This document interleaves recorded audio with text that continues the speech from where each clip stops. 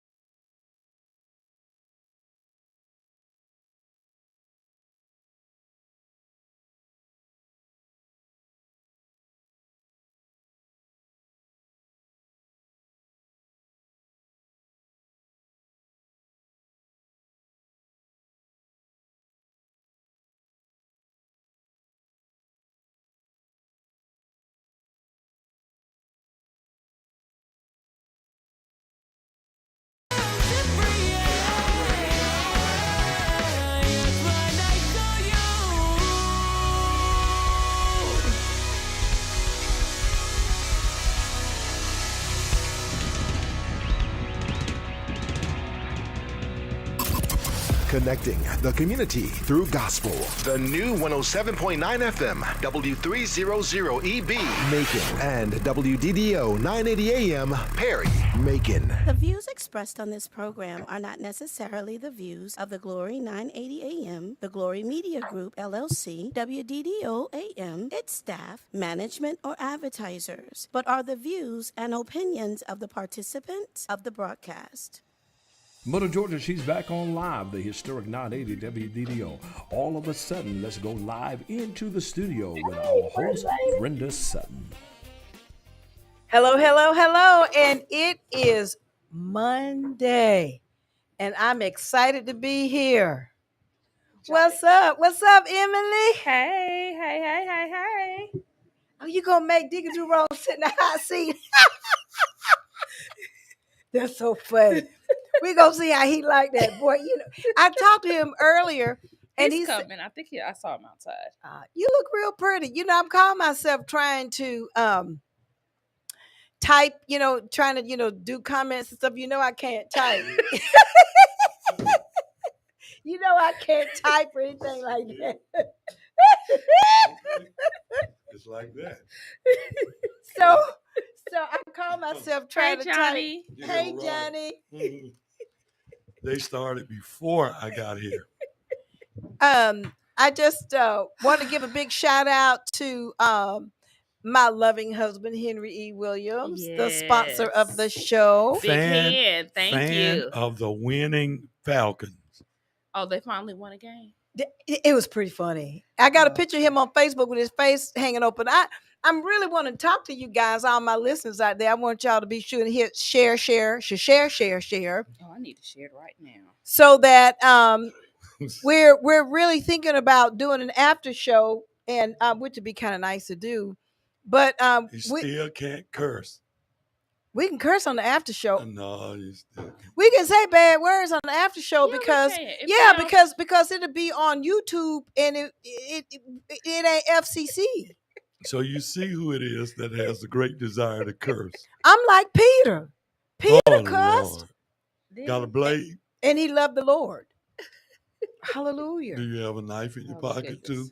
You know what? I ain't thinking about y'all. I'm just saying. But Emily, it's so good to see you back, girl. Well, thank you. We miss you. I miss y'all too. We love you. We love y'all too. Don't we, Johnny? Absolutely. I ain't had to beat nobody up last week. Oh, good. I didn't go off, even though the stalkers are gone.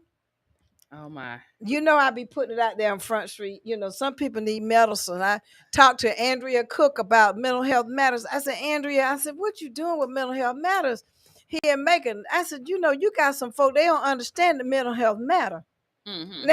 They be out here stalking people. I ain't talking about you, Johnny. But they be out here stalking people. Stalking folk, acting up, just being bad. Hey, Sandra. How you doing? Sandra won one of our free wheels last week. And of course, Mr. Williams has been real busy. So it's two people that won the free wheel. So don't think that we have forgotten about you. We just have been really, really busy. And we had a couple of emergencies that came up this week, and let me see that sign right there. What sign? Yeah, this sign. Mm-hmm. Okay. So that was a holdup, but just want to say that y'all were so busy. They were so interested in the wheels, girl. They didn't even call in for the food. What? No, did they, Johnny? They didn't even want it, did they, Johnny? They wanted it. They didn't even want the chicken. No, some people called me. Oh, they did. Okay. Later, but told them they were too late. You told them they were too late. There's a lot of people who enjoy that. Yeah, that I got to call. You know what, Johnny? All I got to tell you is that if don't nobody call in this week, I'm gonna have to call in because I done tore the stove. Yeah, up. call. Yeah, but Brenda probably was trying to cook and tore the stove up, and I just pray for the stove. Listen, join us today at 478-250-1444. We are not a recording.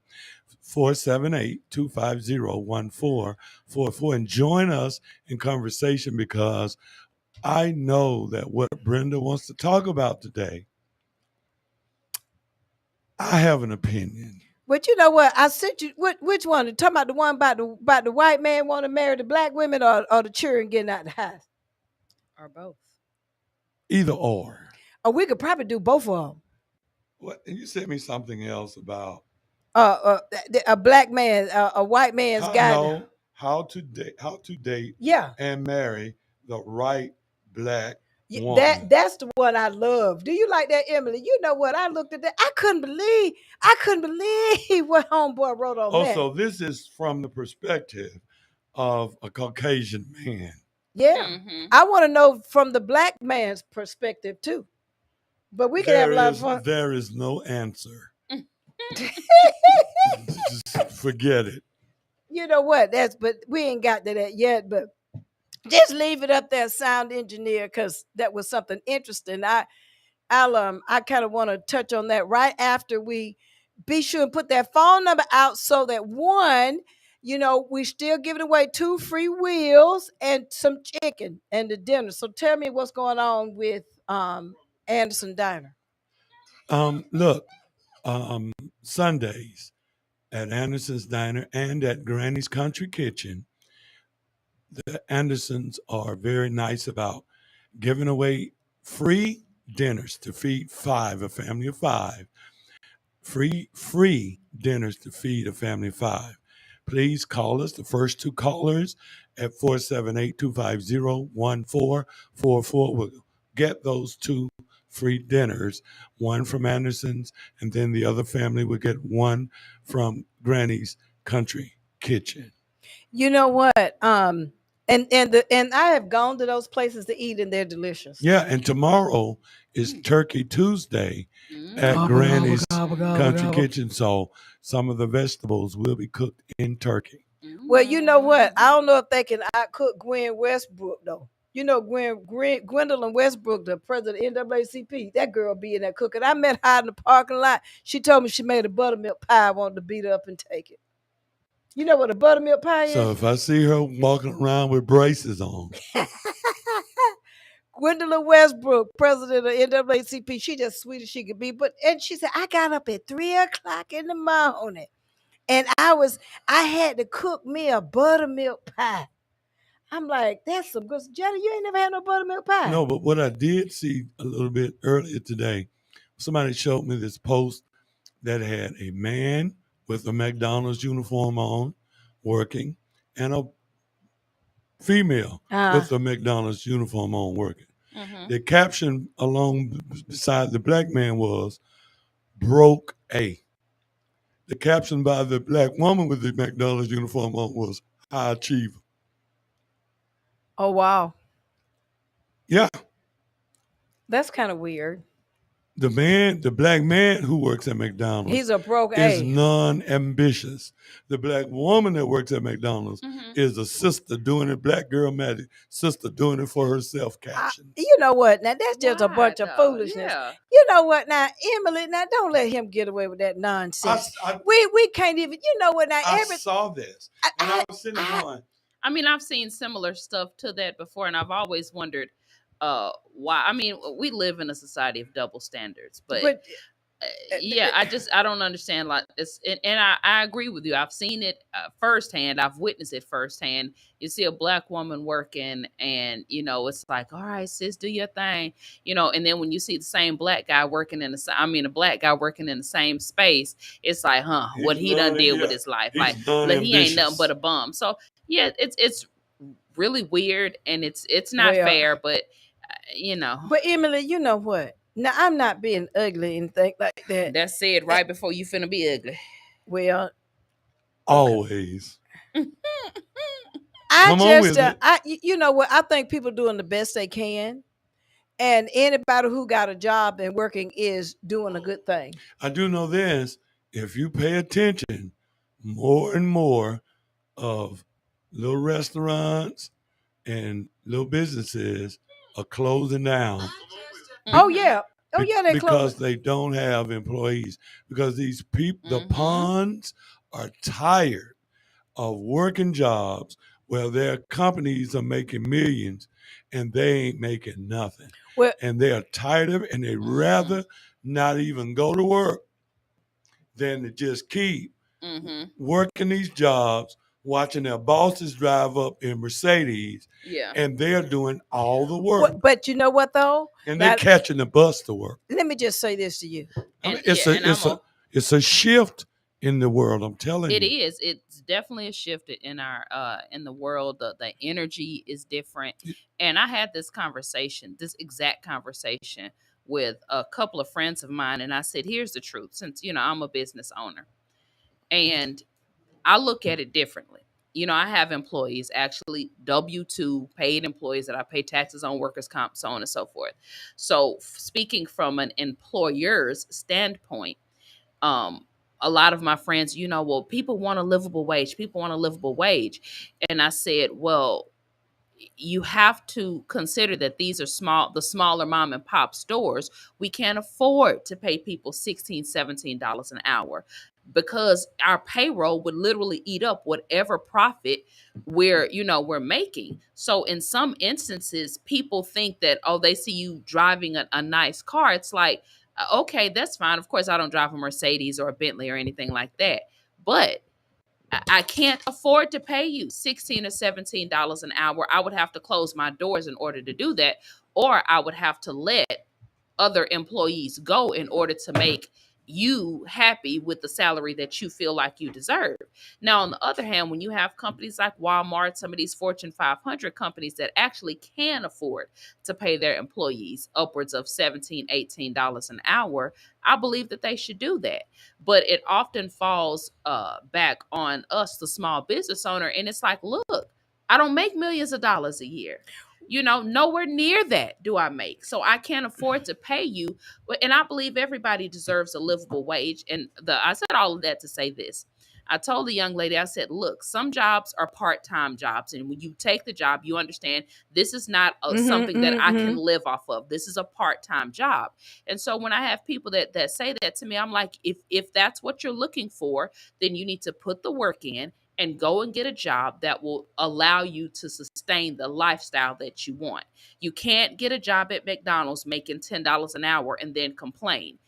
You're flipping burgers. You're putting fries on a timer. Respectfully, And then the flip side on the proprietorship, if you're working in that capacity, then I suggest to the worker, then what you should do is show your value to that person who owns the business. Right. Bring in more business. Exactly. And then you might see more money come to you. Right. So if anybody's listening in that situation, start bringing clients to that business. Absolutely. But what you have to do is make sure the owner knows, hey, I'm bringing in these clients. Yeah. And take notice of that. And then that's one way that you can counteract the lack of pay. Well, let me just say this. As a person who understands business, the thing I'd say about Emily, when it's time for her to go buy inventory and really put in the money for investment so that she has something to sell, that's a lot of money up front. These companies front that money. Right. And the people that are working don't take any risk. Right. You see, the higher the risk, the more you get paid. And that's why it looks like they're making all this money, but they're really not. She may make a lot of money, but how much money did it take for her to make that money? But that's not the employee's concern. But the employee needs to understand that in order to understand why they're getting paid what they're getting paid. They take no risk. I'm agreeing with you there, but it's still not the employee's concern. It's just the same. And it's not their concern, but it should be.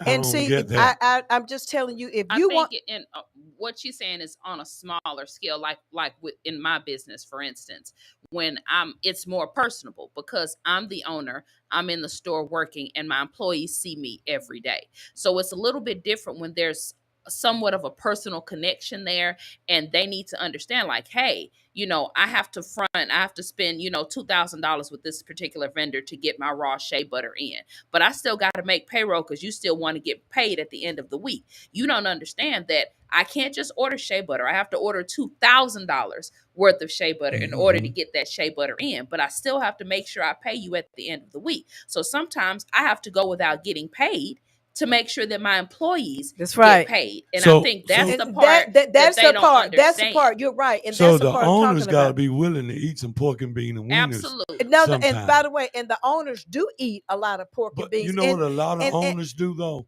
in our community is, because I hear employees complaining.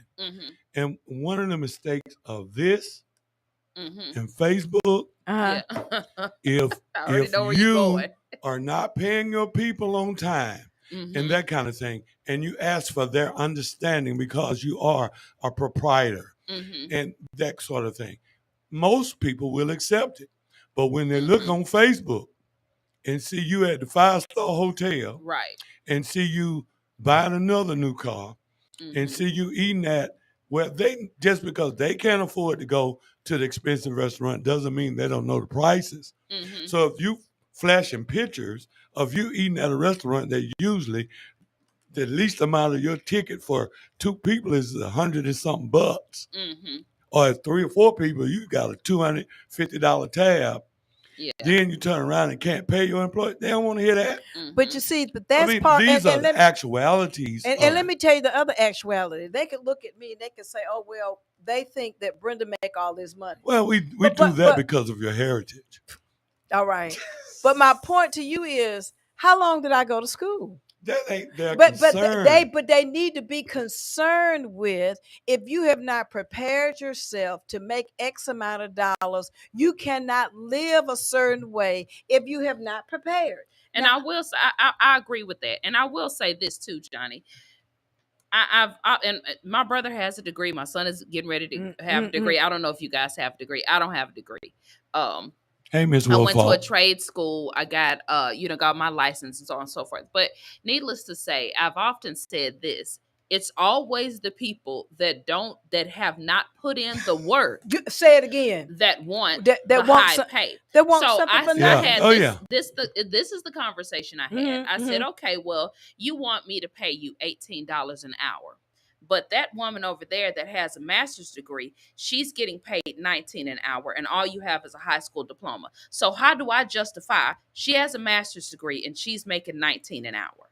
You want me to pay you what she's getting, but you haven't put in the work or the time or the effort that she did to make that pay. Because they only consider what they're doing on that job. They're not considering how long that person went to school, because what they might have gotten their degree in might not have anything to do with the job at hand. And so a lot of people justify paying a person X amount of dollars because they do walk in with a degree or whatnot. But many times the degree they have has absolutely nothing to do with the job at hand. But they justify paying them more because they have a degree. But the degree doesn't have anything but to you do know with what, that that may be true. The whole point is my point is that they've put in the time and the work and the energy to get the degree.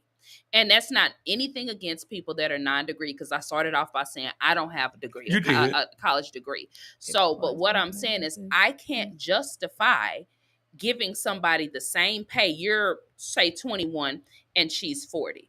And she has a master's degree, 2 of them. But if she's doing master's degree stuff at your job, could be. Then I agree with her getting paid more. But if both of them are performing the exact same acts, then I don't understand why the one. I'm gonna give you an example. With a master's degree. I'm gonna give you an example.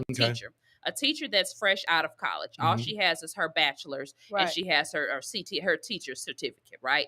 So she comes out and she's making, let's say, $30,000 a year. Right. So you have another veteran teacher that also just has a bachelor's degree, and she, has her teacher But certificate. she's got tenure. But She's got right. experience. So, but and what I'm years on the telling you is job. these people now, this generation now are coming out wanting to make what she's making. And it's like, but you haven't put in the work to make $50,000 a year. I'm totally with you. And see, that example. And see, my other part of that bothers me, and this wasn't our topic, but this is a great topic, is, I worked when I was a secretary down in Northrop Grumman, okay? Northrop Grumman down in Warner Robins. I worked for a government contracting company. I wrote all the letters for the plant manager. Brenda, wrote them with a high school diploma. Brenda prepared his PowerPoint presentations. Brenda understood and figured out how to work AutoCAD so that I could go in and create different types of drawings. I did all of those things with a high school diploma, but he sat in his office and he made a lot of money. I sat there at my desk one day and I say, they got tuition reimbursement. Let me tell you what I did. I said, I went in and asked him, I said, well, can I do my schoolwork while I sit at the desk? He said, sure, you can do that. I took advantage of it. That's why I went back to school, because I got sick and tired of seeing him making all of that money and I made nothing. That was very good of you. And so now, I'm in a better position. But it took that, and maybe not for everybody, but it took that being mistreated for me to move forward, because I didn't like it. I didn't like folk making more money than me, and I did the work. So I had to do what I had to do, meaning that I worked all day, went to school at night, went to Morris Brown. They had an adult degree completion program. Got off work at 3:00, worked through lunch, drove up there, got my degree, and got one of them. And then I went back and got my others. I'm not tooting my horn. I'm simply saying that I had to work. Like you were saying, Emily, you had to come up with your recipes. You had to come up with your stuff in order to make it right. Right. Didn't nobody give you nothing. The show didn't. And it was many nights that you stayed up doing what you had to do. I mean, I went I won't even talk about my experience like that, but I got a real problem with people thinking that I'm supposed to pay you for coming to work and looking. No, you're not. No, I'm with you on that. No. And then you mad because you think somebody's supposed to pay you $15 an hour to flip burgers. There's nothing wrong with flipping burgers. Don't get me wrong. Right. But I don't believe that people need to pay you for that when you have all these other opportunities that you could take advantage of so that you can make the kind of money you want to make. And you can't make nobody pay you the type of wage you want to be paid. Right. And I started off the conversation by saying everyone deserves what's considered a livable wage. Everyone does. There's no question about that. And the issue in our society is what's considered a livable wage. Who decides what's a livable wage? Right. What you're accustomed to is your living circumstance. What I'm accustomed to is mine, and Johnny, what you're accustomed to is yours. So what you're comfortable, your living wage would be different than what Brenda's is, or maybe different from what mine is. So it's such a far gap. That shouldn't exist, but it does. Who's to say? Like, who is the deciding factor that says what's considered livable and what's not? I've lived off of way far less. So you go into people living beyond their means or wanting the Mercedes Benz. Who doesn't want to drive around in a Mercedes Benz? But can you afford it? You see what I'm saying? And then the whole idea of the livable wage is like, okay, well, I wouldn't live in a certain place, but you may live there. You get what I'm saying? I guess it's sort of like I guess another current analogy I could make is like the golfing and the PGA. Well, when Saudi Arabia started coming up and paying all this money, for years and years, the PGA said they were paying fair and they couldn't pay anymore. But when Saudi Arabia started paying these guys all their money, all of a sudden, the PGA had money to pay these guys more money. The PGA wasn't making any more money than they've been making previously. They weren't getting any more advertisers and more money for marketing. Nothing changed on that end. But all of a sudden, when competition came, they all of a sudden had more money to pay these people. And I think it's because they readjusted who gets paid what. Mm-hmm. Because in this country, with our slave history of non-payment, well, I'm going to pay you dinner to pick 100 bales of cotton. Right. We still have that same model in our business world in this country for years. But by the and way, the only thing it did was transfer from giving you a raggedy house to live in and some beans and the remaining of my dinner to $6.75. But you want to know something though, Johnny? And a lot of times people can't afford to pay more.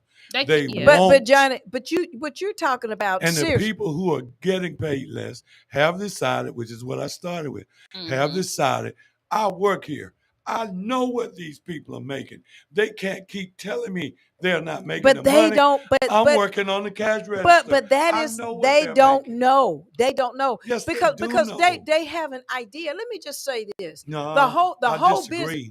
the whole business model. So you just talked about, you said the business model is for like the slaves and no, but you're saying that the person on the cash register doesn't have the capacity. No, they don't have the capacity. No, I am saying she didn't say they don't have the capacity. No, I know. I said that they don't. You say they don't know. They and don't. I'm saying, that's right. how do you know that? No, because they don't do the spreadsheet. But they don't. They do have the capacity. No, they know it ain't the capacity because they don't know how much it costs to run the business. I don't know. They don't. You know, the average person don't. And you said they weren't concerned about it. You said that. But let me just go back. They don't know. They don't know. And let me just go and say this. The whole business model, the whole United States business model, which I have a big issue with, is based on a plantation model. Meaning the person at the very top, i.e. the CEO of the business or whatever, get paid more and does less. He may make decisions, but he get, okay, I'm sorry, Sandra, get paid more, right, than the ones at the bottom. It's always been that way. I don't agree with it. The bonuses is given to the people at the top while the people at the bottom don't get any bonuses. Are very little. That's why I like the Japanese model, the way that they do business. They go in and they share the bonuses. I like shared bonuses. But let me just say this. As far as business, it bothers me that people want all of this money, but they haven't taken a risk. I get all of that. They have not taken a risk, no, Emily. Brenda, I get all of that. But I equate that again to then why is it that this present administration, one of their first things was stop giving all of the tax breaks to all the richest people. They needed to do that. But they needed it seems to be the same thing. It's not. But you know, the taxing the rich, I understand why they want to give quote unquote rich people more money to invest, hoping that it'll trickle down. I don't believe in trickle down economics. That's what I'm talking about. It does not trickle down. But I am saying that person that's working in Burger King or McDonald's or whatever, or working for small businesses, especially like what you have, Emily, they need to understand, no, you're not going to make $15 an hour in it because Emily got to eat. Right. See, other people got to eat. You go in there, and I just talked, and I won't say the name of this business. I went in and they told me that they invest weekly anywhere between $5,000 to $7,000 in their food. Okay, so that means that they got to sell all of that plus 2 or 3 times, 2 or 3 times over in order to make a profit, so that they can pay everybody. Now, there's some people that say, well, I see them taking in all that money. They do take in a lot of money. But it take a lot of money to business. It's going out. And let me say this because Anthony, I don't know why it won't let me scroll down, but he said something, and I want to touch on this. What I've dealt with personally in having a business is when I started my business, I didn't know what I was doing. And most people don't, because keep in mind, I've been self-employed since I was 18. So I had no idea what I was doing. So I started my business and have continued my business all of these years with no capital investment. I have not had a bank to give me a loan, even though I've had the business plans and, went over them with a fine tooth comb, etc. Discrimination. Et cetera. And I mean, for lack of a better phrase, yes. So I said that to say this: it's easy for someone that's not actually out there owning the business, being in the trenches day to day, paying employees, when you're looking at it from, okay, well, your business model it needs to be adjusted. Well, you're basing that off of the fact that most of these companies, and I'm going to say it, the Caucasians, they can walk into a bank and get a $50,000 loan to start up or to invest or put into equipment. Whereas when I go into the bank, it's like, no, you're too much of a risk. It's like, okay, well, here are my numbers. I've been in business this long. I need this bump to help me get over this hump so that I can make more and I can invest back into my community. So a lot of times people don't realize that me in particular, because I can only speak for me, I put my own money into my business when I started, and I have not, to this day, I have not gotten noun bank to give me a $50,000, $20,000, $100,000. And that's not right. And so it's not easy when you don't have startup capital. So when you have a bank or someone that gives you 50,000 or 100,000, then you can go in and you can say, okay, my business model, I'm going to pay my employees $16 an hour, and I'm going to have this many employees, blah blah blah blah blah. So this is how much I need from you guys, and they'll give you enough startup to where you're doing something for a good 2 or 3 years, and you're starting to cut profit. But as myself, when you're going into it with no initial investment or no initial capital, it's extreme. It's almost like you're robbing Peter to pay Paul. And by the way, and with, let's say, the law business, it's up and down. It's feast or famine. One day it may be really, really good. 1 month, and then it just goes down, like in November, December. Yeah, I can tell the numbers shift because the way we do with mediations, the numbers are just not there. People would rather, during the Christmas they reconcile and they have this little honeymoon thing and stuff like that. But I just think that sometimes, Johnny, people looking on the outside and I won't say that they don't want to work, but I'm gonna ask you this question. Yeah, because I think people do want to work. I think they want to work, but they don't want to work hard. Johnny, let me ask you this question. Yes, ma'am. How they gonna eat? Because now if they don't work, how they gonna get some food? Okay, there's a thing called robbery. There you go, sir. I'm just saying, sir. So and crime increases because I'm just saying it. America itself, we need to quit pretending that we were built on all of these wonderful, beautiful ideas. We were not. We know, and by the way, I understand all that. But I also understand, like with Emily, one of the things I did when I was in grad school is I studied the different groups. Millennials, which is very, very interesting, Gen X's, Gen Y's, and stuff like that. And she is absolutely that new crew. Yeah, it's rough. No, that new crew coming in think that they're supposed to walk in the door making $60,000, $70,000. I'm like, how you gonna make $67,000 a year? It took me 20 years to get up there. And listen, I know, and this has just happened to me 2 months ago. Someone extremely close to me graduated. Thought, she had laid down her life plan, as the new generation have, and they think that everything is supposed to go boom, boom, boom, boom, boom. So she comes out of college thinking that, hey, I got my degree. I'm finna go get this $80,000 a year job. And so, newsflash, she has a job that's only paying $22,000 a year. And I said, I'm sorry that you thought that, that's honestly the luck of the draw. I said, the chances of you graduating at your age and coming straight out and making $80,000 is almost unheard of. And it depends. So, but she was distraught. She was depressed. She was sad. And it's like, hey, you got to snap out of it. You got to work and you got to get yourself up to that $80,000 a year. I don't know where you got this idea that it was going to just happen for you like that. But, my son is a millennial. He's 23, going on 24. And that whole generation thinks like that. And it's why do y'all think y'all don't have to put in the work? But it's a thing now of academic aptitude versus experience.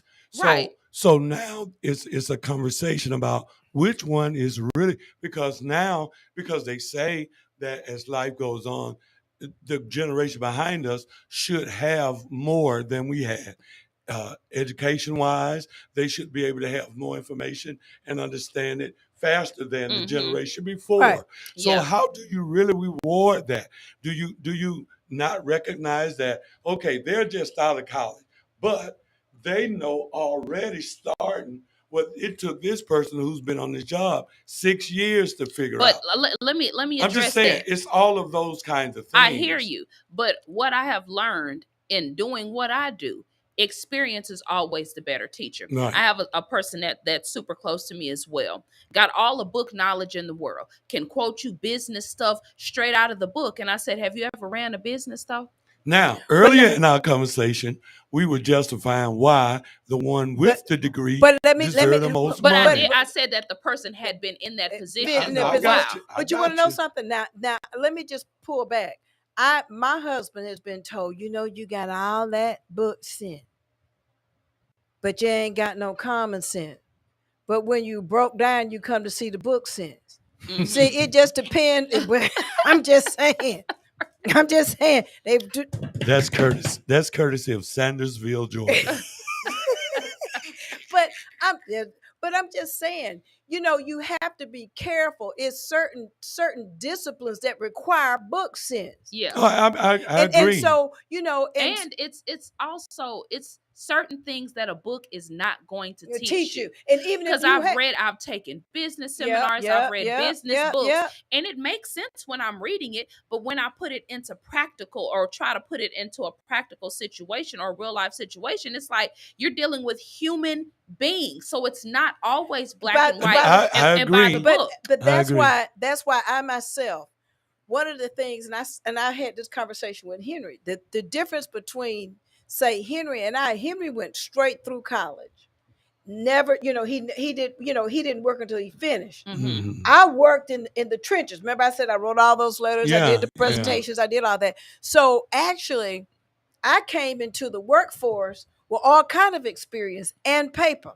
Mm-hmm. That's one. It really prepared me. It's the best of two worlds. Yeah. But I just think that the only thing that paper did for me was to validate what I already knew. Mm-hmm. Now, I did go back to be a practitioner scholar, which is what doctors are. They're practitioner scholars, meaning they do exactly what you say, Emily. They read the book and then they figure out a way to take and translate what they have read in the book into actual practice, which is very, very difficult. It's hard. The average person cannot do that. And I'm gonna give you a prime example.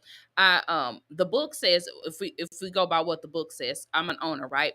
And I have an employee. My employee has a daughter. The daughter is sick. I know my employee is a single mother. She depends on this income to pay, her bills or whatnot. She can't afford not to be at work, but the daughter is sick. So she says, "Boss, can I please bring my daughter back with me because I need these hours?" The book tells me you shouldn't have children in the workplace. Mm-hmm. You shouldn't allow employee, blah, blah, blah, blah, blah, right? And so the human side of me is like, oh God, I know the book says this, but I know this girl, this is a real human being who is depending on these dollars to feed this baby, to go get this baby's medicine. So I have to make a decision as a business owner. Do I go ahead on and let her bring the child here, let the child lay down in the back and take a nap? Or do I say, nah, you're going to have to go home. I'm sorry. I don't care. I know your situation, but it ain't nothing I can do. But so you're a compassionate leader. That's the difference between book business you're a compassionate and real leader. life business. And you are absolutely correct. And I think for me, I always lead with compassion. I'm a servant leader, and that's how I lead. That's how I manage. Yeah. There's not a lot of people who do that because they don't know how to make the difference. They don't know how to bring the emotion in. That's why I like organizational management and structure, simply because the organization does take in the human aspect of it. Mm-hmm. I absolutely love business, Johnny, but what I won't put up, and I can't say it on air, is when people play games. You're going to tell me I need to pay. I'm going to tell you right now, I would, the job, if the job requires a degree, then that's what the job requires. Mm-hmm. Because let me just say this. In the type of work I do, you want somebody that has at least gone to school and understand how to write to do what it is. You don't want somebody who who say they can write. You want somebody who know what they know.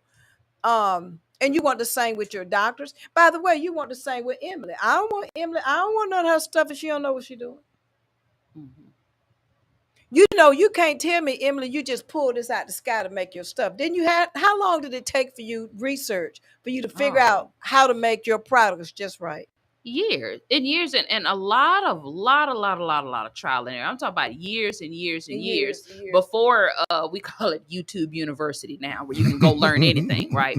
So before YouTube University existed, all you had were books, and I had tons of books on medicinal herbs and compounds and different things like that, and I had to teach myself a lot of trial and error. Let me put this and that together and see what happens. I tell people I have burned myself. I have chafed my skin. I've done everything. Yeah, I was wondering how many rashes did you give out? On myself, so many. That's what I'm saying. Over the years. That's right. And that's like, why back to the drawing board. My whole hand finna fall off. I guess that don't work. And that's why I say, you know, when these people want these huge salaries, they didn't do that. Right. That's my point. They didn't do what she just did. They didn't go through all of that experience. What they're doing now is reaping the benefit. Now, they can say, well, you know what? I really think that I should be paid X amount of dollars. Mm-hmm. I just have a problem with paying someone just because they've been in, for example, I don't believe in paying for longevity. Well, again, you know what I'm saying? Just, you know, or promoting on longevity. You know, just because you've been in the job 10, 15 years, you think you're supposed to get a promotion, but you haven't done the work. Even though it's there for you to learn, you've chosen not to do that. You just want to sit there and collect your check every week, and then you want me to reward you for that. I got a problem with that. Let me tell you what happened, and that's why I got out of corporate America. When I first moved to Georgia, I lived in Atlanta, and I got a job at First Union. They merged with Wachovia and then Wells Fargo, blah, blah. But anyway, so I got a job working there, and I was still doing my makeup and stuff on the side. And came in, and I had been there probably about 5 or 6 months, and there was a position opening, and it was for a supervisor position. And I read all the qualifications. I was like, well, I qualify for that. But I didn't bother. You know, I was really good at my job. And so there were other ladies that had literally been there. One of them, her name was Sarah. She had been there 42 years. Another girl named Mazma. Mazma had been there like 26 years. So it was plenty of people that were definite shoe-ins for the position. So the boss comes up, and she literally tapped her. She was like, come here. I need to talk to you. Come to my office. So I'm like, oh God, what have I done? You know, because I'm young. I was 19. And I go and talk. She was like, I want you to apply for this position. And I was like, I don't think I'm the right fit. She was like, I think you are. I want you to go and apply for it. So I was like, okay. So I go apply for the position. I interviewed in front of a whole panel, a literally big boardroom. I'm 19. So I'm super scared. I'm like, I'm way out of my league. I don't know what I'm doing here, but the boss told me to do it. So, and the other ladies, you know, that I meant, was 4 other ladies that were way more qualified than me. They went out, and I was like, okay. And everybody pretty much thought Sarah would get it, because Sarah had been there 42 years. She was an old Caucasian lady. Wait a minute, 42 years? 42 years. She had been with the bank for 42 years. As a teller. And so, well, we worked in a money processing center. So we weren't open to the public. So we dealt only with large commercial business. Yeah. See, she knows about it. So anyway, they hire me. They give the position to me. And do you know, each one of those ladies literally, like, for lack of a better phrase, turned their back on me. I had to eat lunch by myself. They didn't want to eat lunch with me, because now here it is I'm the boss now. I'm 19 and I'm now your boss. And I realized years later, it didn't have anything to do with, because I definitely wasn't smarter than any of them. It was the fact that they realized, if I give her this position, I have to give her this amount of money. And she's going to be checking out of here soon, you know, retiring soon. So it's cheaper for me to give this young girl the position, because she doesn't really know any better. I can pay her a lot less money than I have to pay Sarah. So I've been in that position before where, in terms of longevity, Sarah actually did deserve the position. She knew way more about it than I did, but they gave it to me because it was cheaper to hire the young person. But you tricks that but you want to know something. You want to know something else. So exactly it may not. What I'm talking but you know, it may not have even been that though, Emily. to me, sometimes when people have been in position for a long time, they're stuck in their ways. And you cannot teach them anything because they have their own way that they do it. It's very difficult. I would rather train somebody who know little than to try to get somebody acclimated who know much. Yeah, because it's easier to train me. See, she can mold me into exactly what she wanted me to be. And it's cheaper on the payroll, but the other which is the bottom line. But you want to know something though? I'm telling you, sometimes, you just told me she's been there 42 years. How old was the lady? By the way, Sarah was 60 at the time. What has 62? By the way, so she just got right out of high school and went to work for him. She'd been there the whole time. By the way, and what has she done? Did she go back to school? Now, did she do anything? Let's not make it personal. It's not personal. I'm just simply saying that she had been there her whole life. I mean, she has not really. You see, it's about a drive. I go back to. I didn't like what I was doing at Northrop Grumman. Them people, they were nice people. Don't get me wrong. I enjoyed my job per se. But when I saw other people around me making more money, I mean, I had some college, but I didn't have enough for those for what they wanted for a particular position. Yes, I could do the job, but they wanted the paper too. When I got the paper, they acted up. They didn't give me the job. They gave it to somebody who didn't have paper. Gave it to a white girl. I'll never forget it. I went to the EEO up in Atlanta, filed a complaint and everything. EEOC. Whatever that is. Hey, we just want to say hello to Sharon Wolfalk. Hey, Sharon Wolfalk. Steve Bryant, to Sandra Mathis, to Randy Crawford. We're glad and Anthony Amos. We're glad you guys are listening. And by the way, let me just say that what I did. Anthony, what do you think about those Falcons? Go ahead, Brenda. And after all of that, and after all of that, Emily, guess what? I learned a new word. When people want to fire you, it is hot in here today. I don't know, you just hot, but I don't think it's hot at all. But that's because you got the fan pointer. I'm usually over there. But I told you it'd be hot in here. That's why she switched on me. But I just find that most people, this one, let me see, most high-paid graduates are a result of good internships. In addition to it, and not only that, it depends on your degree. Now, all degrees are not the same. Now, if you graduated, I think my grandbaby, I said, baby, what you gonna do? He says, I want to go to Georgia Tech and I want to get my degree in cyber security. Okay. He gonna probably come out making a boatload of money.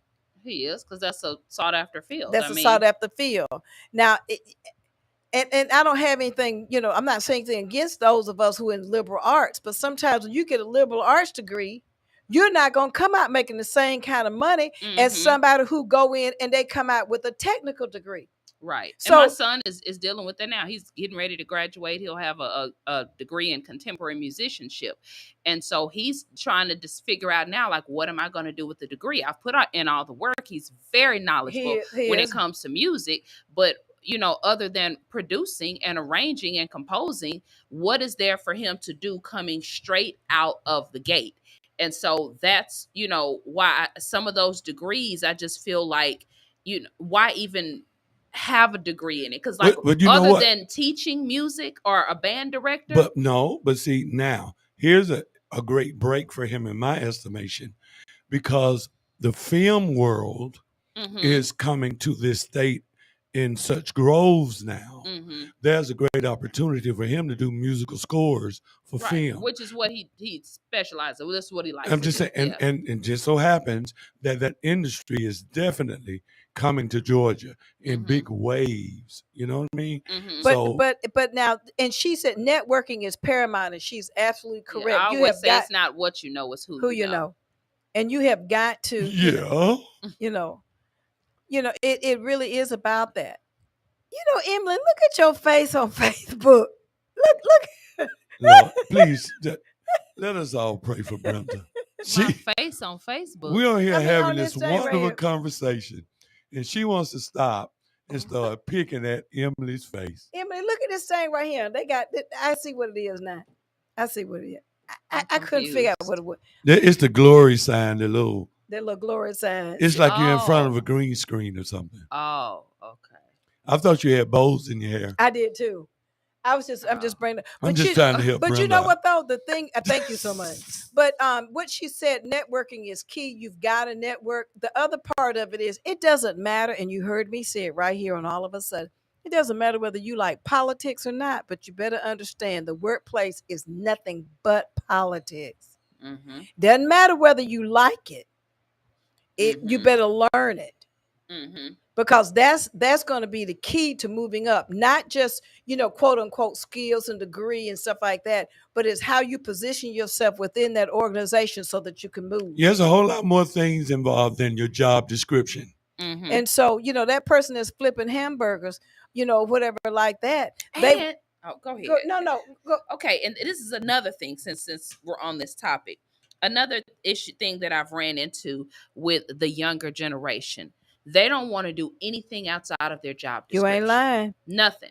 And I said, how do you plan on advancing? How do you plan on moving forward? How do you plan on shining so that the boss sees you and gives you the promotion or gives you the next step up if all you're doing is just the bare minimum? So I'll give you an example. The floor needed to be swept. And you see that the floor needs to be swept. And although I didn't actually put that in their job description, I'm thinking like, we're back to the common sense thing now. You stand in here and you see that the floor needs to be swept. You see customers are stepping over, whatever. Something in your mind to say, let me go get this broom. Let me take the initiative and sweep because I know it needs to be swept. I want to be in a clean environment, so let me clean up my environment. But that employee was like, yeah, that's not in my job description. But you know what, Emily, but here, What? I would bet you that if you had two employees and one of them always walked over the paper, never picked it up, never dumped the trash can, and it wasn't, but the one that did, you're going to find a way to reward that. You will always, absolutely, and that's, I'm always here speaking for what I hear in the barbershop and what I hear in conversations with people, because everything I say is not the way I think. I'm just representing others. But the compassion part comes again because you pay attention to that stuff. Now, within the job situations, too, another element, a variable, is you have to be prepared for the gender conscious thing, because you can have two employees with the exact same job description, same responsibilities, but then heavy boxes comes into the place. Now, both the man and the woman got the same title, but it's always assumed that the man is supposed to go pick up the heavy box. And I disagree with that totally, because if I'm going to be the one to go over there and picking up the boxes every time, when she got the same job description, we get paid the same money, let her take a chance as well on hurting her back for life than just me. Really, Johnny? I really do feel that way. But you know what? I do. But you know what? We're getting paid the same money, we got the same title, there's no reason for you to say the only reason why I should pick up the box and not her is because she's female. But if you see her struggling, would you help her, or would you just be like? I'm saying that I've been in situations where that the female will automatically say, I'm her equal. And she'll walk up to me and go, hey, it's a box down there, need to be brought upstairs. I'm going, oh, you just walked by the box? Hold on, Barbara Blunt, is that you from Waycross, Georgia? Barbara Blunt said she loves his hat. She loved the hat. You have great taste, Barbara Blunt. Anthony said, because no one is raised that way anymore. Even in the home, children are given incentives to clean or sweep. Yep. It translates to how they conduct themselves when they are in the workforce. And you know what? Let me just say this, and I know we're getting closer to the end. I did a workforce type of relocation program, and I did it with General Motors when I lived in the Detroit area. So I went to this guy because I helped write resumes and things like that. And so, their union up there, very, very, very strong. And I said, so tell me, sir, what do you do for a living? And he said, I screw on rear view mirrors. I said, oh, okay. So tell me again what it is you do. He told me that he screwed on rear view mirrors. That's all he did. That was his job. So what you're talking about, just doing more, when he got out of that position, when that plant closed, he didn't know what to do. Yeah, because he did, yeah. Because he how to do was screw on those mirrors. And now, Johnny, even though he couldn't find a job making the amount of money per hour doing that. Mm-hmm.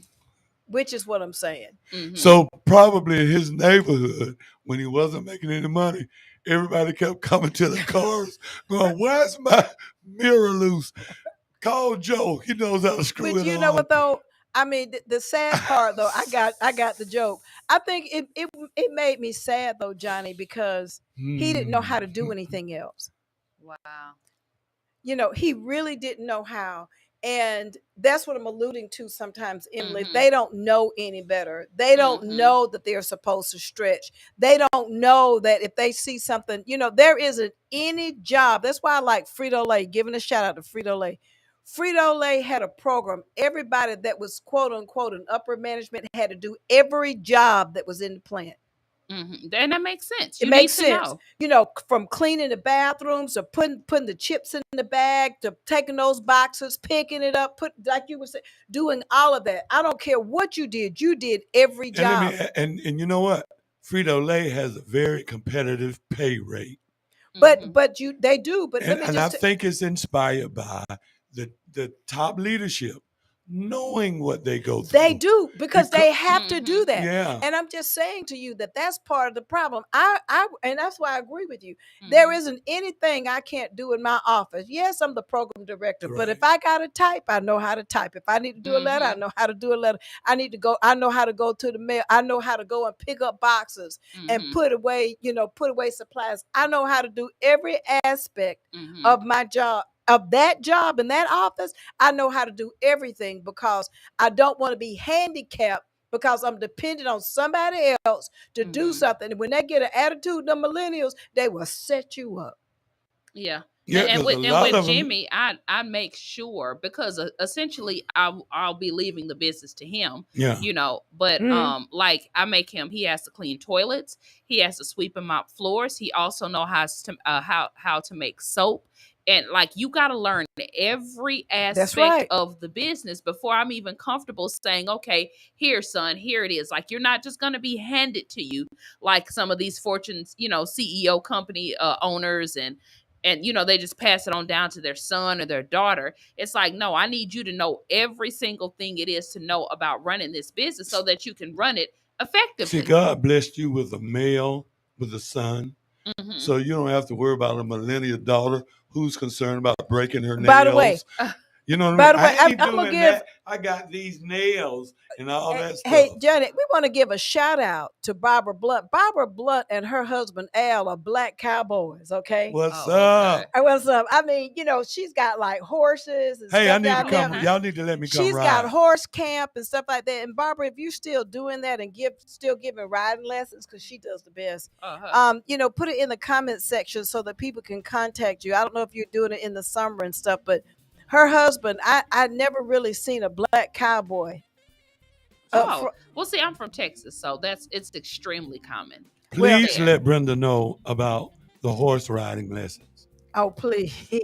Okay. Oh, Anthony said millennials, Gen Z expect to be rewarded. They feel Barbara, entitled to the reward. Baby boomers and Gen X were raised differently. They're right. Teach children a trade to go with the talent they have. They're absolutely Brenda, correct. Don't forget. What? I'm serious about what you're talking about the horse ranch. I'm going to be in a movie that I'm going to have to be on a horse. Well, you know what? I'll introduce you to Barbara and them, because they got the horses down there. I'm serious. Yeah, because I want my baby to be able to be on the horse. Denver. Well, see, Anthony just said, "Let's go." Welcome, Mr. and Mrs. Blunt. See, in Texas, like it's very common for black men black people in general to ride horses. Like, I grew up around that, and so yeah, my brothers, their father rode horses, and I think he still has some now. So yeah, that's very normal. That's right. She just talking about. She said, "I agree. My kids do it all. They ride, they clean stalls, they do it all." And she has camps. And let me just say, horses are therapeutic. Ask Carl Jr. when he was going through, he went down there. Barbara Blunt and her husband Al had them cleaning those stalls. He's been a different guy. And taught him about horses and how to shoe horses. And I wish we could take a group of kids down there. I need to talk to Anita Howard and see what we can do about that. That would be something really cool to do. All right, guys. Thank you so much for tuning in. We love you all. Hit us back up. Yeah, we Comment. got We'll great be here. participation from the people Right. today. And you know, next We'll week be we'll here talk. next week. We'll talk about how those white men are getting those black women, and they know which ones to pick. Tune Lord, in 5:30 next Monday. Yeah, and we need to get an topic. early start on Valentine's Day. Because I You're heard, listening to All of a Sudden. Join them every Monday evening from 5:30 to 6:30. All of a Sudden with your host, Brenda Sutton. That's every Monday. We'll see you there. The views expressed on this program are not necessarily the views of the Glory 980 AM, the Glory Media Group, LLC, WDDO AM, its staff, management, or advertisers, but are the views and opinions of the participants